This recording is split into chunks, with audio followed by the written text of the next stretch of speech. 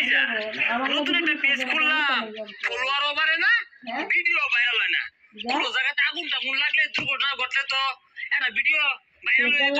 live tape করে মানে follower করে যেত ভাই ভাই রাস্তার মধ্যে বিরাট বড় দুর্ঘটনা ঘটছে এক মানুষ মরে গেল তাড়াতাড়ি আয় কসকে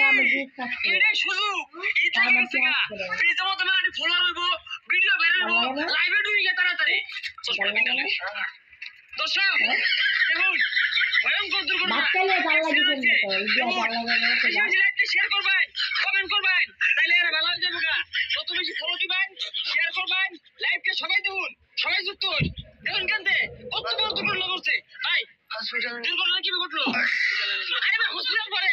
দুর্ঘটনা কিভাবে ঘটলো দেখুন ভাই এটা কি করতে শুন ওরা তো হাসপাতালে নিয়ে